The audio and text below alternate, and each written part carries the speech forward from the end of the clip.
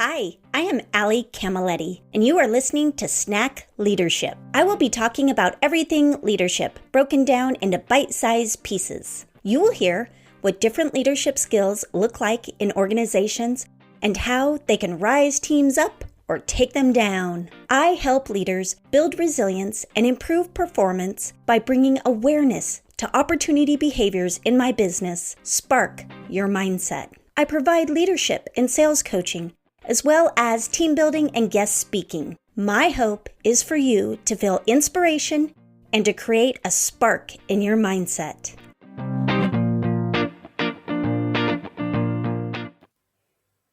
Hi, everyone. Today we are talking about relish uncertainty. Relish uncertainty is the idea in the face of new pursuit or challenge to welcome the unknown of the future, because that is where we find our greatest opportunities and growth. Carla Fowler, MD, PhD, founded THAXA out of a passion for performance science, where the fields of strategy, productivity, and psychology intersect. Since its inception in 2013, THAXA's scientific approach to individualized coaching has attracted a devoted client base of dozens of executives at firms ranging from Fortune 500 technology companies to venture-backed startups to innovative nonprofits. Carla's coaching methods draw upon the multidisciplinary field of performance science to generate the best ideas surrounding strategy, execution, and mindset to assist leaders in their endeavors. Over the past 10 years, she has distilled the key principles of performance into understandable concepts and a method that helps leaders incorporate these ideas into their day-to-day performance, helping them go faster and improving their results. Carla, I am so excited for this topic. Thank you so much. You are welcome, Allie. Thank you for having me. I also am excited to talk about it, as you know from our pre-call. Absolutely. Okay, so let's start off with what's something that you've learned about yourself this year? I spent some time thinking about this because on one hand, I feel like there are all these micro learnings all the time. And then I was like, okay, nobody wants to hear about all of those. But one of the things that has been really relevant lately has been trying to notice whenever I have the feeling of like, I don't want to do that, or I'm not looking forward to that thing. And by way of background, I have a ton of discipline. I mean, I think this is something people would say about me is like, I know how to get stuff done that I don't want to do. That's not been an issue. And yet I've been realizing that there's this whole other like axis of like performance or whatever you want to call it that is that I can get to if I start to ask myself, what would make you enjoy that thing more? Like really, and it can be anything from make yourself a good cup of coffee before whatever you engage in that activity. But often when I ask myself the question, I then realize that it's something in my own brain that I am judging or thinking about the thing or some standard that I'm holding myself to that is taking the joy out of doing the thing.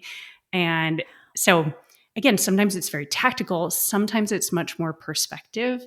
But I've just been using that tool recently and trying to notice whenever there's that hesitation or that sinking feeling.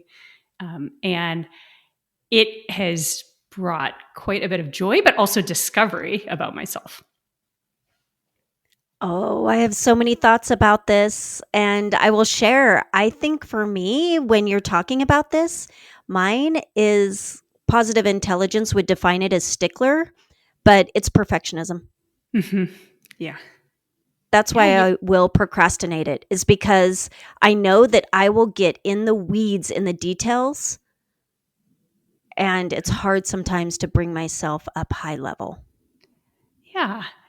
And like, of course, like if you're ever in an activity where you feel like there's like a constant critic on your shoulder, that's never fun. Absolutely not. That's why I call myself a recovering perfectionist. I like that. So let's talk about this unrelish relish in uncertainty. Mhm. When did you first embody this skill, and what were the catalysts for doing so?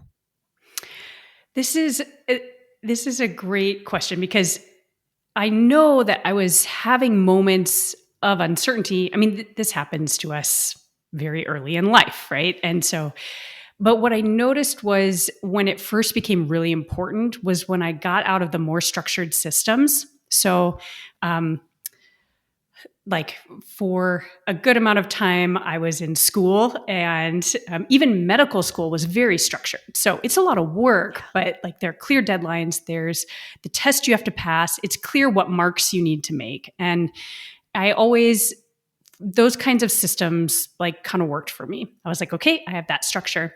When I moved into my PhD, however, science is much different. And to add on top of that, my mentor, the mentor I picked because he was a brilliant scientist. He was also very good at the business of science because you need to get grants. It's not just can you do great experiments, but you actually have to fund your lab and continually be thinking about how you're going to do that.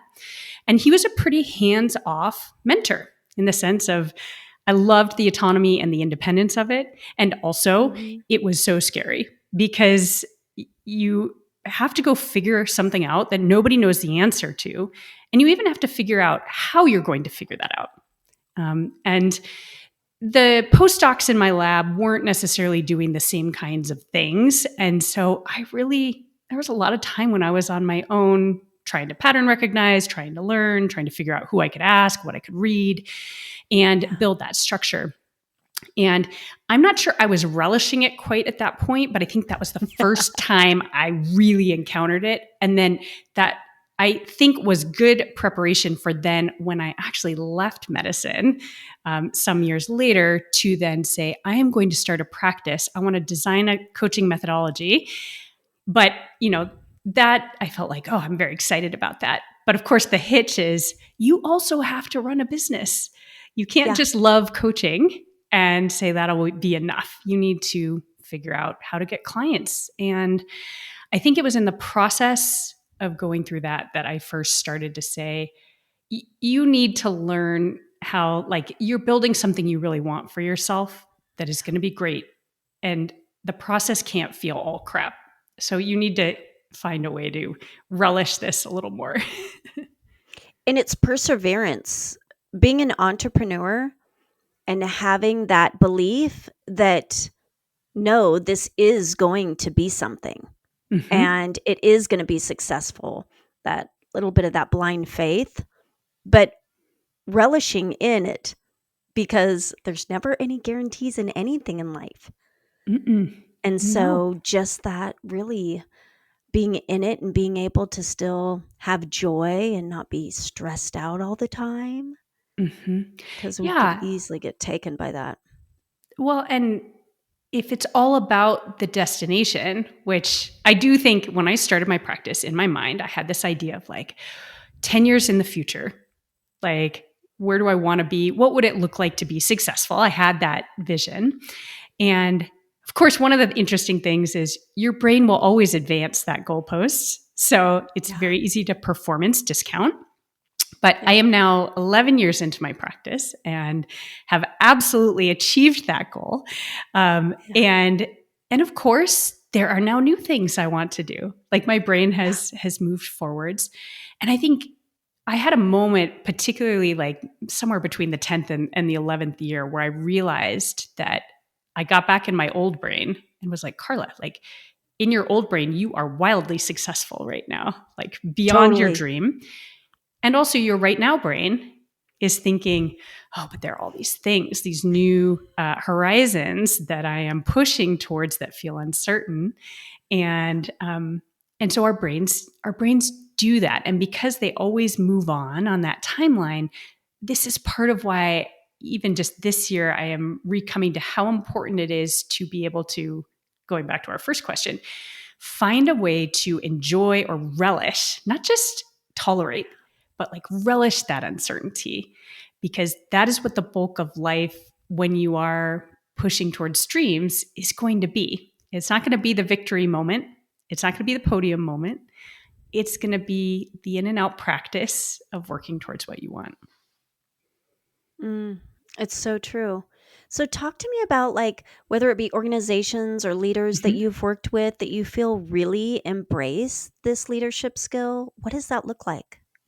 Maybe an This is, example. this is a great question. Um, so the when I think about this, like, what are some of the characteristics? Um, what I often think about is you can tell when it's happening because they have a sense of clarity and direction. And what I mean by that is not that they know the answer.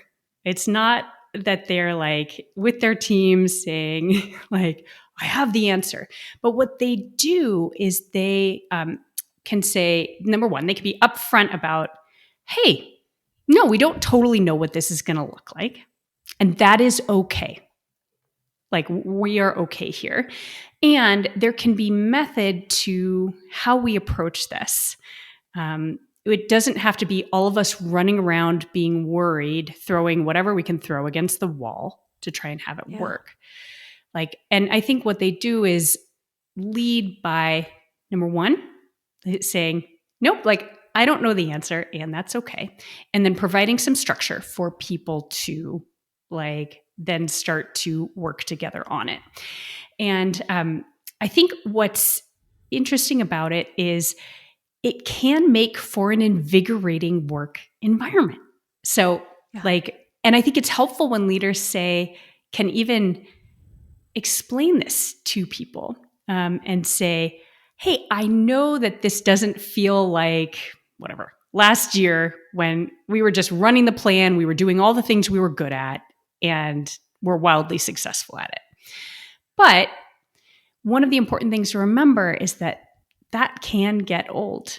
Like that actually this is going to feel maybe stressful at some times, and just acknowledge that that's okay. But also that this is the thing that we are going to feel the most proud of a year from now when we look back.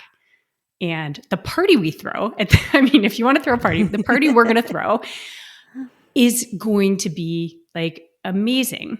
And so sometimes you have to kind of future cast a little bit for people Yeah. in the same way, like how I was describing for myself, like I had to go back to my old brain to really understand where I was at this moment in time. And so you can also do that into the future and say, this is how this will probably feel in the future. Even though I know right now it feels very different. And then the last thing I was just going to say was that I think you can help people understand what role it plays in their own development to say, Absolutely. this is not the last time you're going to encounter this. And as your leader, as the person who is trying to develop you, one of the best things I can do for you is help you understand, how do you deal with this? Like, what it won't all be fun, but like if you feel equipped and empowered, like in your next job, you might be the only person who knows how to do this, who knows how to sort of do the practice of relishing uncertainty. And that may make you like an MVP in that new environment. So, Uh, yeah. Absolutely. Because when we are uncomfortable, we're growing, right? And it's all about embracing that risk, Mm-hmm. Yeah. That which edge. is, it's not always fun, but it is growth. And yeah, I Mm-hmm. love what you're talking about. On the other side, you'll be like, oh, wow, I'm glad that that happened. It put me where I need to be now. Mm-hmm. And Yeah. I was really able to grow from that experience. Yeah.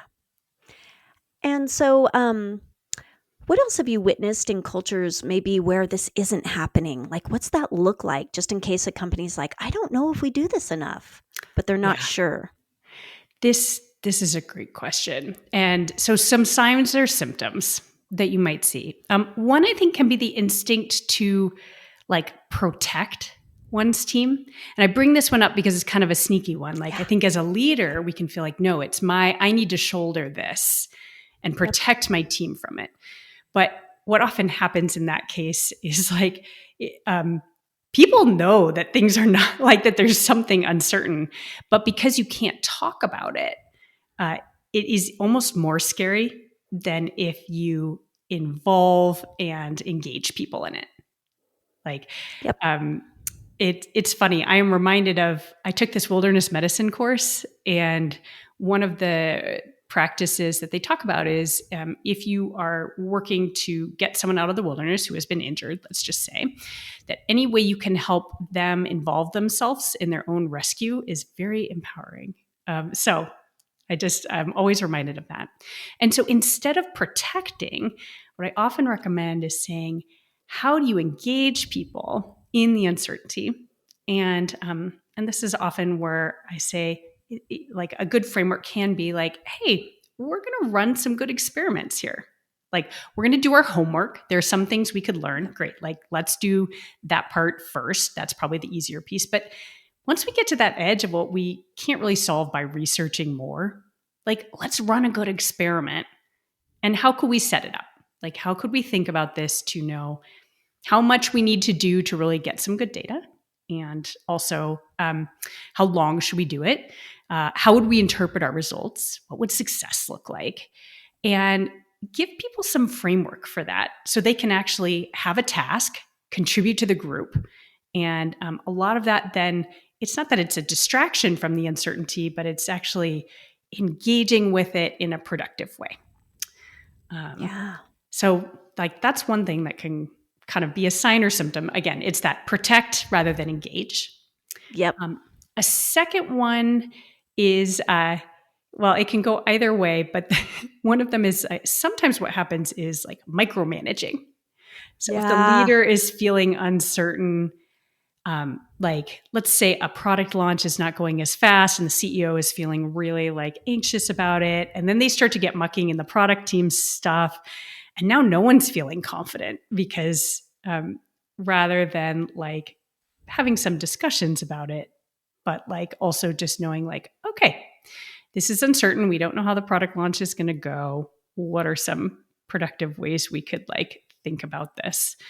And I think the last symptom that can happen is total avoidance. That's like me. Sometimes that's where, as a leader or a team, you have to do something different than what you were doing before. Maybe it's like, oh, the client base you were working with has dried up and it's time you need to start, rather than farming that base, you need to start having new things coming in the funnel. But that's like outreach and can often be really intimidating to people. And it's so easy to gravitate towards more of our comfort zone. So that's another thing that like can happen. And so I often recommend like trying to notice if you're trying to protect, if you're trying to avoid when you feel that uncertainty, or if you're trying to control it. Mm-hmm. Oh, this is so fitting for something that I'm experiencing right now with the client. Okay. On another note, talk to me about a favorite mentor.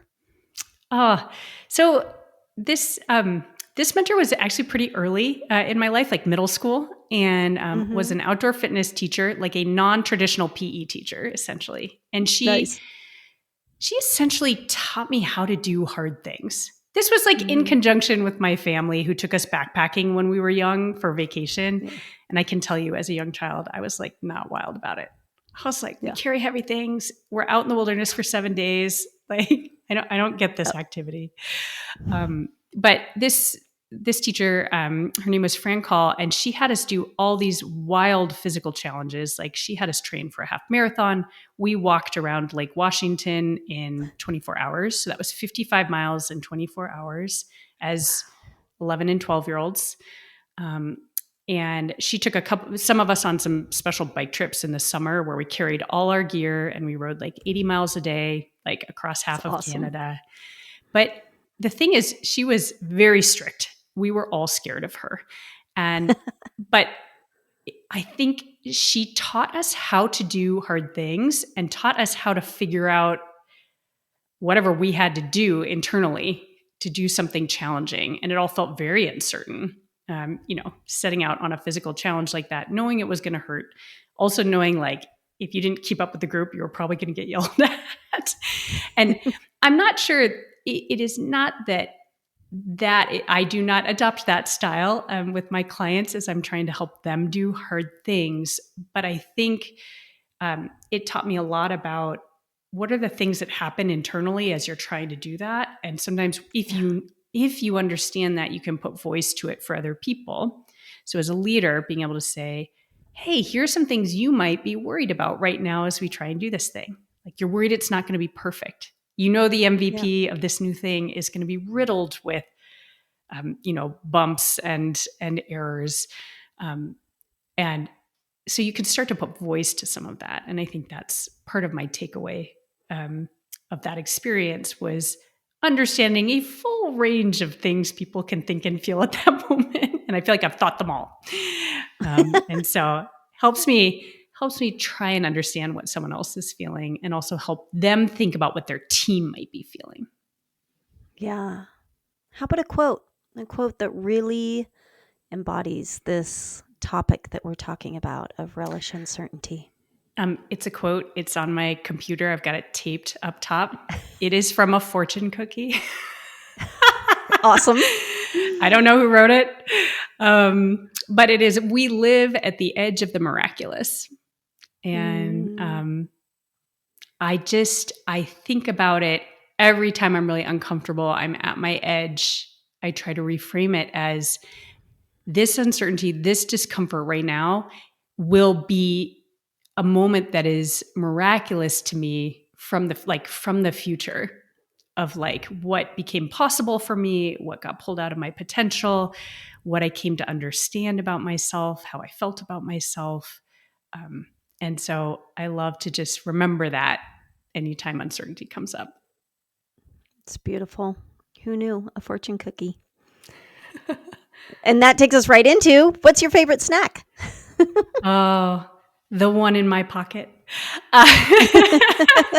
This actually has a story, which is I referenced that we went backpacking. Backpacking was our trip of the summer growing up. And my mom was a total genius. Of course, like 5-year-olds and 8-year-olds don't like carrying heavy stuff down the trail for miles. So they figured out that we had this bag of snacks and it had some hard candy. It had some different things in it. And every day you got to pick your own pocket snack. And the point of the pocket snack was you could eat it whenever you wanted. It was fully within your control and you got to choose it. So if you like, cherry hard candy, great, you can have that. If you want a granola bar, you can have that. And so this is the origin story of the pocket snack. And I feel like I never leave the house without a pocket snack. That's great. So what is your favorite? We'll just say right now, what are you putting in your pocket right now? Oh, I am often cutting up apple slices in a bag and they like for a hike because they're crunchy and they are sort of like juicy. And that lately has been like, if I'm heading out for some exercise or something, like what would go in my pocket. Awesome. Carla, I'm so grateful for your knowledge and you really line this out in a way that is digestible because just the topic, I was like, where are we going to go with this? There's so much to it. So thank you for doing that and sharing your expertise with our listeners. You are so welcome. It's been a real pleasure, Allie. Thanks for all your great questions.